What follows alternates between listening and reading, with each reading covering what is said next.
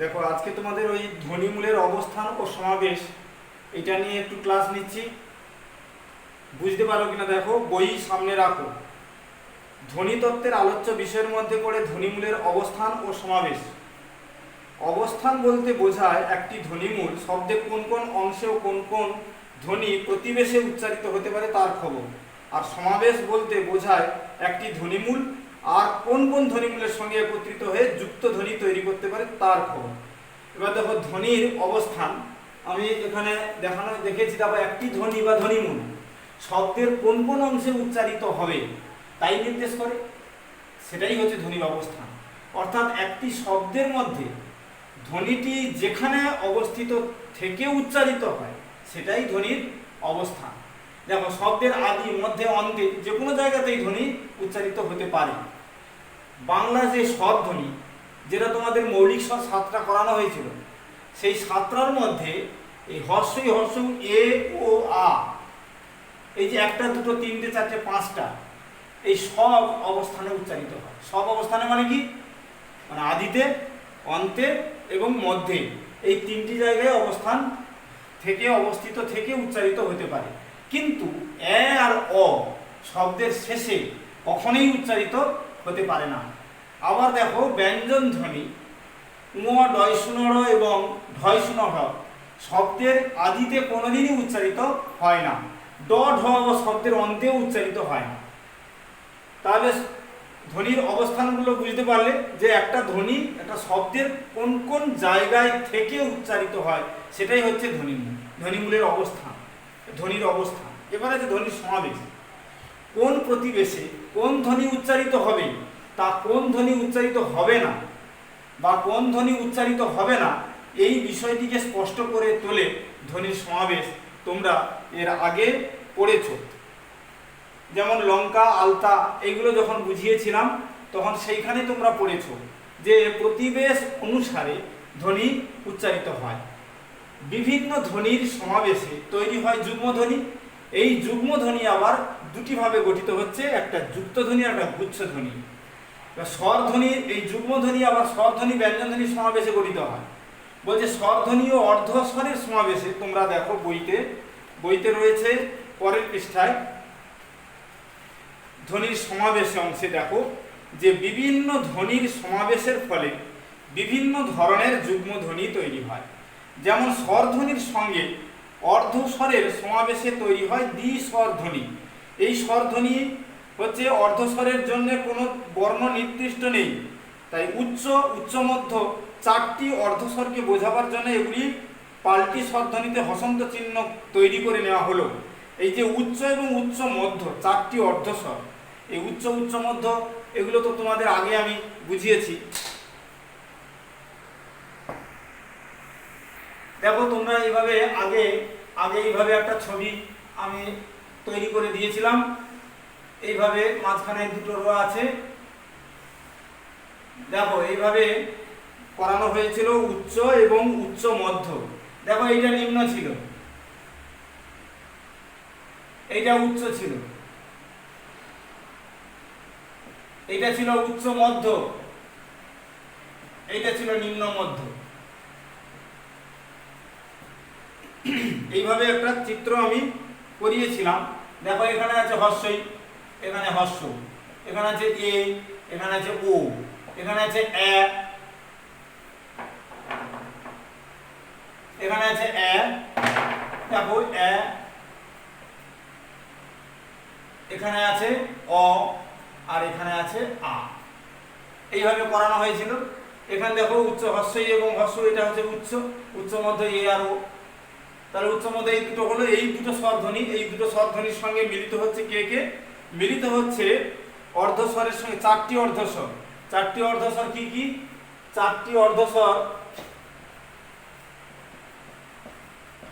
অর্ধস্বর হচ্ছে, দেখো ওই এ, ওই ও, ঔ, এই চারটি অর্ধস্বর। এই চারটি অর্ধস্বর তোমাদের বইতে আছে। দেখো বইতে এরকম ভাবে করা আছে, কিভাবে ও যুক্ত হর্ষ ঔ, এই যে ঔটাকে এইভাবে করা আছে তোমাদের বইতেই, দেখো ও ঔ এইভাবে করা আছে। ওইটা আছে ঠিক এইভাবে, ওই ও আর হস্যই আছে। আর এ বলতে অ আর এ এইভাবে করা আছে, আর এইটা করা আছে অ ও, এইভাবে। দেখো এইভাবে যুক্ত হয়ে তৈরি হচ্ছে কি দ্বিস্বর ধ্বনি। তাহলে এইরকম 4টি দ্বিস্বর ধ্বনি হলো, 4 রকমের দ্বিস্বর ধ্বনি, 4টি অর্ধস্বর রয়েছে এবং দ্বিস্বর ধ্বনিও 4টি হচ্ছে।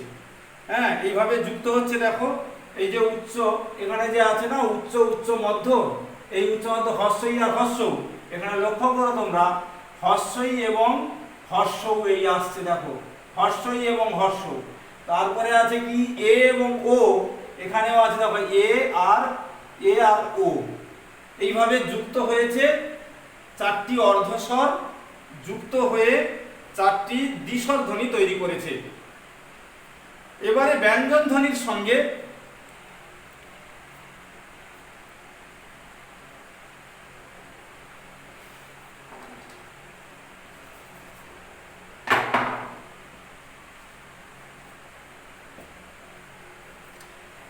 এবার দেখো ব্যঞ্জন ধ্বনির সঙ্গে ব্যঞ্জন ধ্বনির সমাবেশে 2 ধরনের যুগ্ম ধ্বনি তৈরি হচ্ছে। এটা একটু ছক করে নিলেই ভালো। হ্যাঁ, যুগ্ম ধ্বনি দেখো যা করাচ্ছি কিন্তু তুলে নেবে। দেখো ব্যঞ্জন ধ্বনির সঙ্গে ব্যঞ্জন ধ্বনির সমাবেশে 2 ধরনের যুগ্ম ধ্বনি তৈরি হয়, একটা গুচ্ছ ধ্বনি আর একটা হচ্ছে যুক্ত ধ্বনি। এবার বলছে বাংলায় যে কোনো ব্যঞ্জন ধ্বনির সঙ্গে যে কোনো ব্যঞ্জন ধ্বনির সমাবেশ ঘটে না। এক্ষেত্রে যথেষ্ট বিধিনিষেধ দেখা যায়, তবে গুচ্ছ ধ্বনির ক্ষেত্রে বিধিনিষেধের মাত্রাটা কম, ফলে সমাবেশের সংখ্যা অনেক বেশি। অপরপক্ষে যুক্ত ধ্বনির ক্ষেত্রে বিধিনিষেধের মাত্রা অনেক বেশি হয়, সমাবেশের সংখ্যাও অনেক কম। দেখো গুচ্ছ ধ্বনি কিভাবে হচ্ছে, পাশাপাশি উচ্চারিত 2টি ব্যঞ্জন ধ্বনির সমাবেশ। এইটা পাশাপাশি অবস্থিত 2টি ব্যঞ্জন ধ্বনির সমাবেশকে বলছে গুচ্ছ ধ্বনি, যাদের মাঝখানে কোনো স্বরধ্বনি নেই, মাঝখানে কোনো স্বরধ্বনি নেই। যেমন ধরো বস্তা, দন্ত সহিত, এর মাঝখানে কোনো স্বরধ্বনি নেই। তোমরা ব্যঞ্জন বিশ্লেষণ করলে দেখো ব যোগ অ যোগ দন্ত স যুক্ত ত যোগ আ, তাহলে এইখানে দেখতে পাচ্ছ যে এখানে স্বরধ্বনির কোনো চিহ্নই নেই। এই রকম মাঝখানে কোনো স্বরধ্বনি নেই। এই 2 ব্যঞ্জনের মাঝে কোনো স্বরধ্বনি না থাকলেও তবে একটা জিনিস আছে, এটাতে দল আছে, বস্তা। দেখো বস্তা, এই যে দুটো দল, এটা হচ্ছে রুদ্ধ দল, এটা হচ্ছে মুক্ত দল। ক্লাস 8-এ পড়েছো, ক্লাস 8-এ মুক্ত দল এবং রুদ্ধ দল পড়েছো। এখানে বস্তা, এখানে দল সীমা আছে, কোনো স্বরধ্বনি না থাকলেও দল সীমা থাকে। অর্থাৎ 2টি ব্যঞ্জনের প্রথমটি পূর্ববর্তী দলের ও শেষেরটি পরবর্তী দলের অংশ বলে গণ্য হয়।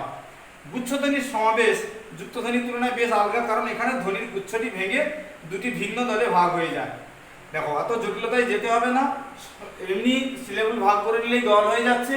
এটা ব্যঞ্জন ধ্বনি কিভাবে পাশাপাশি অবস্থান করছে এবং স্বরধ্বনি মাঝখানে নেই সেটাও দেখিয়ে দিলাম। এবারে চলে যাও তোমরা, এবার এখানে শর্ট কোশ্চেন কিছু আসে, যেমন বাংলায় 2টি ব্যঞ্জন ধ্বনির সমাবেশে, এইরকম 2টি ব্যঞ্জন ধ্বনির সমাবেশের সংখ্যা হচ্ছে 200 বেশি। এটা মনে রাখতে হবে, 200 বেশি গুচ্ছ ধ্বনি। আর 3টি ব্যঞ্জন ধ্বনির সমাবেশে গুচ্ছ ধ্বনি হচ্ছে 3টি, ব্যঞ্জন ধ্বনির সমাবেশে 3টি, যেমন অস্ত্র যন্ত্র শব্দে 3টি ব্যঞ্জন ধ্বনির সমাবেশে আছে এইরকম গুচ্ছ ধ্বনি রয়েছে। গুচ্ছ ধ্বনির সংখ্যা হচ্ছে 8টা। তাহলে 3টে অস্ত্র, এটা কি করে 3টে ব্যঞ্জন ধ্বনি হচ্ছে? অস্ত্র, দেখো লক্ষ্য করো, অ যোগ দন্তস্বয় হসন্ত যুক্ত তয় হসন্ত যুক্ত রয় হসন্ত যুক্ত।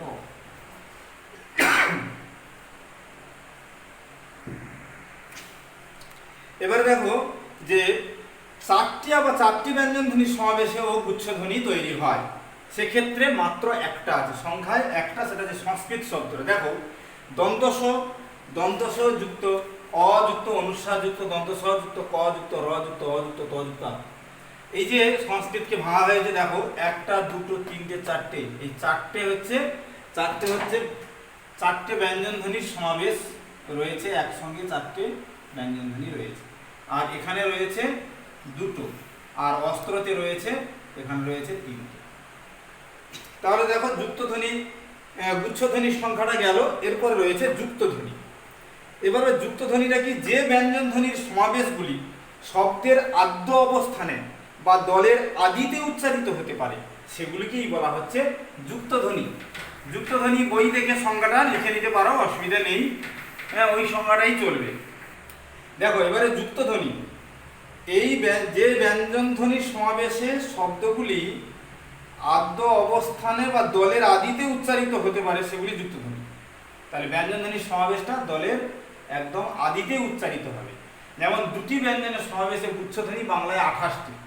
যেমন দেখো প্রথম এই যে পয়রফলা, এটা তৈরফলা, এটা তৈরি, এই শব্দের আদিতে এগুলো উচ্চারিত হয়।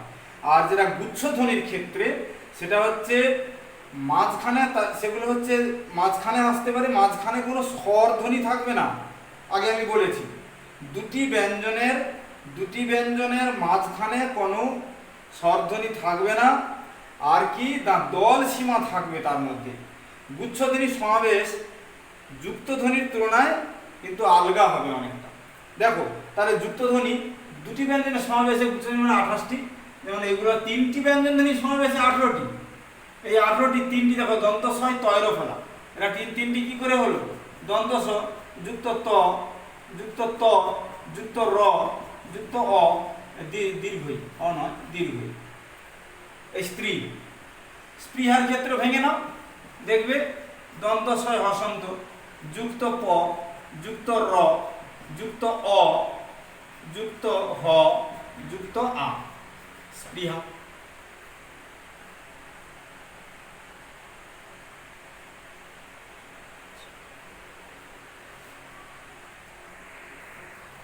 আচ্ছা একটু ভুল হয়েছে, সরি, ওই দেখো দুটি ব্যঞ্জনের সমাবেশে এই গুচ্ছধ্বনি লেখা হয়েছিল, ওটা গুচ্ছধ্বনি হবে না, এটা যুক্তধ্বনি হবে। আর এগুলো দেখো স্পৃহা, এটা রিকার আছে, হয়তো তোমরা ভাববে যে রিকার কেন র হলো? রিটা তো এইভাবেই লেখা হয়, এই তো, ওই জন্য র, স্পৃহা। দেখো তারপরে আছে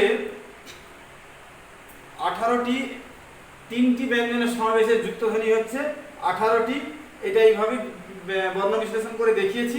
এই পর্যন্ত আজকে থাক, হ্যাঁ, পরে তোমাদের অবিভাজ্য ধ্বনিটা নিয়ে আলোচনা করব।